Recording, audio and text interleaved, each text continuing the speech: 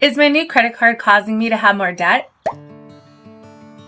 Hey everybody, I'm Liz. This is Budget and Balance, and I'm sharing my journeys to health and wealth through debt payoff, budgeting, weight loss, and whatever else comes along the way when you're a midlife person trying to pay off a whole ton of debt. It's never too late to gain control of your finances and start achieving your financial goals. No matter where you are in life, obviously the younger you are, the better it is. But even if you're older, it's still great to get things under control. For those of you that have been here, you know that I'm working on that private student loan, tackling it as fast as I can.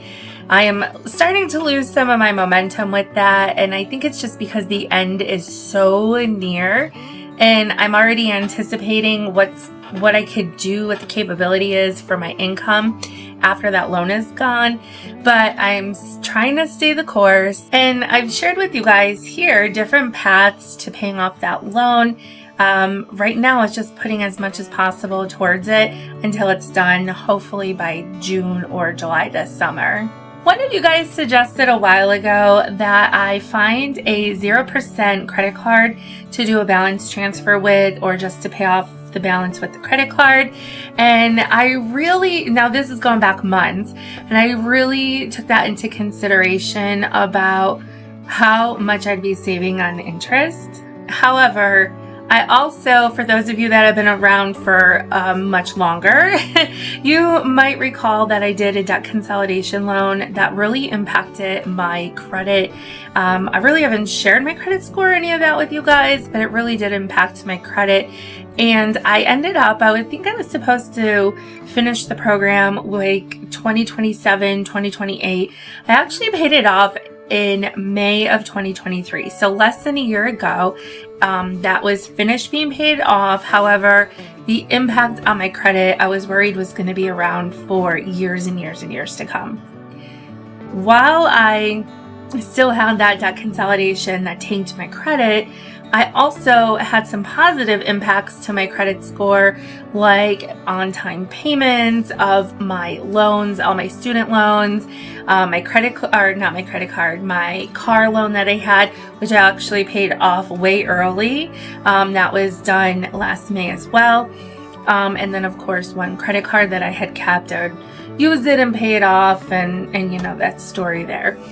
So while I did have some events that tanked my credit, I have had a lot of events bringing my credit back up to speed, but still, I really wasn't sure that I could qualify for a credit card with 0% interest or the 0% balance transfer. And that was a really good idea. So I started looking into what my credit score was, what kind of offers were available, and maybe after about 2 months of looking, I finally found an offer that was 0% interest for like 15 months, 0% balance transfer with like a 3% fee, and then for 15 months it was 0%, and it also offered some cash back. So I was really considering applying for that credit card. I went back and forth, like, do I need this inquiry on my credit report if I get denied? You know, do I really need this credit card? Should I just stay the course? And then I was like, well, if I do get denied, then I'm kind of resetting the clock on my credit report. And so, you know, getting approved for things, it's not just the credit score and your debt to income ratio. Of course, that's a lot of it, but they also look to see if you've had any hard inquiries and if you were approved or denied.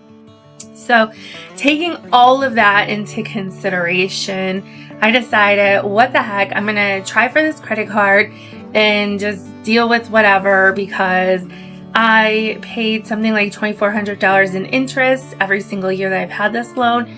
Some years it was more than that, and I just don't want to end up paying $1,200 this year or anything, really.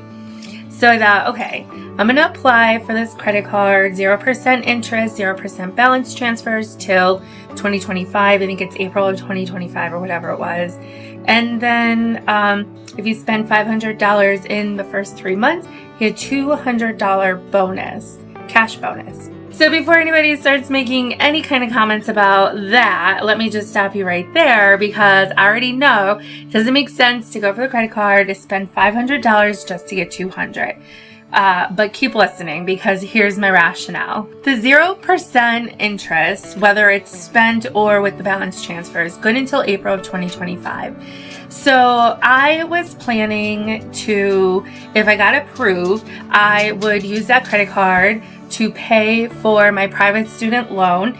At the time, I was somewhere around like $12,000. So that will pay off, hopefully I could get approved for a good amount, pay off most of that, and then really tackle the private student loan, let the 0% just sit there and pay the minimum and kind of do that balancing act there. The transfer fee would have been much less than the actual interest being charged, so I was fine with that fee, and I thought, you know what, I'm gonna do it. Let's do it. So I applied for the loan. I got approved too. I was very excited about that.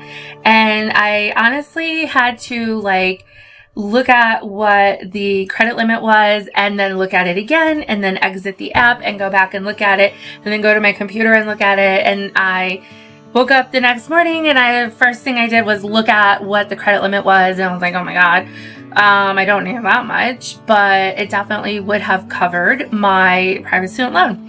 I was like, this is great. It's going to cover the whole balance. It was way more of a credit limit than what I think I would ever need. But for this, it would cover the whole balance. I could transfer it. The 3% transfer fee would be way less than the interest I would pay this year. So everything was adding up. So I'm like, great. I will use, I don't know if every credit card does it, but you can get a virtual card that is a card number different from your actual card as a protection online. So I signed in, got that all ready to roll, signed into my private student loan account, and nope. There is a banner at the top, no longer accepting credit cards for payments. I was like, are you kidding me? I check that account every other day, if not every day. And I literally missed the boat on that by just a couple of days. So now I have this credit card with this really big credit limit, and now I can't use it for what I intended to use it for. So I was kind of annoyed. But I'm like, all right, well now, I'm just going to have to pay the student loan as I've been paying it. So then I thought, okay, well, since it's 0%, let me take my original credit card, transfer that balance. Guys know around Christmas time, I racked it up a little bit. Let me take that balance, transfer it to the 0%. That 3% fee is going to be less than what I'll pay in interest for the next couple of months. It really isn't anything. Well, I don't want to say it isn't anything, but it's just small. And that way that can sit there and I don't have to worry about that minimum payment, and everything can still go towards the private student loan. Unfortunately, my two credit cards are from the same company and they don't allow a balance transfer from one credit card to another. And I understand they don't want you to keep opening up these credit cards with 0% interest because then they're not going to make any money. I totally understand that. I was like, okay, so now I still have this credit card open. I guess it's just going to sit in a drawer. I'm not going to use it. I don't need it. But, what can I do? So then it hit me that I could put my class on the credit card. So for those of you that are new here, I'm a teacher full-time, and basically we get paid, we have raises for continuing education credits and years of service. So every 12 credits, I can move a column, as we call it. It's basically a raise. I did that last year and I intend to do it this year, except this year, I'm going to do the cheapest credits possible. It's not even like a certificate program, it's just classes.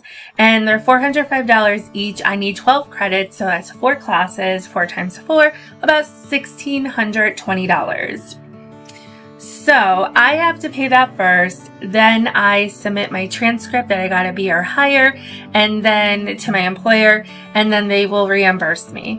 So I'm going to shell out about $1,600, and I should see anywhere between $300 to $1,200 back. So, I'll take what I can take back.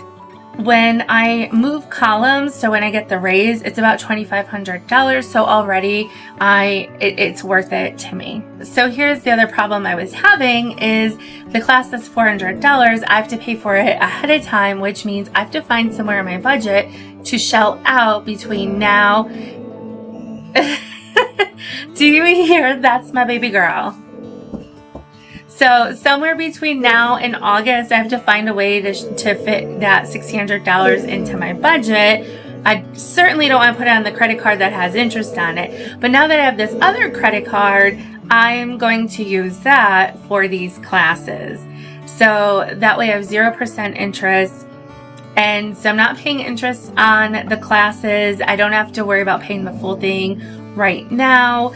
I can still focus on that private student loan. And then also I'm going to pay for the class to put me over that $500 mark before April so that I get the $200 cashback bonus. So that will actually help pay for half of a class. Sorry about Orion. What's wrong?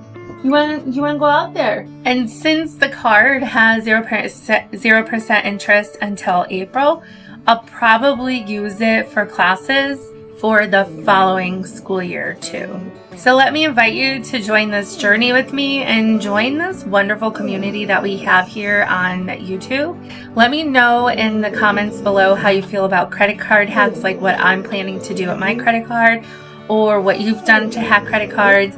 I really don't think that you should use it unless you have the money to pay for it. I don't have the money to pay for my classes, but I do have a timeline I'm up against. Must you? Orion, sit up. That's a good girl. Hi. So I think this is gonna work out good for me for this year. Yes, you're such a pretty girl. I think it's gonna work out for me from now until April of 2025. Once the private student loan is paid off, then I can pay that credit card off and start a sinking fund for the next set of continuing education credits I need to take. So I am gonna get this girl outside. Oh, Ryan, come on this side. There you are. All right, let me get this girl outside. Maybe we'll go for a little, oh no, it's kind of late. We're not going to go around the block, but we're definitely going to go out to the backyard. Yeah, you're so pretty. Yeah, let me know your thoughts in the comments below. Hit subscribe, the YouTube things. Giving away $250 when I hit 2,500 subscribers. So make sure you subscribe, share this with a friend, and I'll see you guys for Transfer Tuesday. Bye. Oh, and for those of you that love cats, there's Luna. See you guys.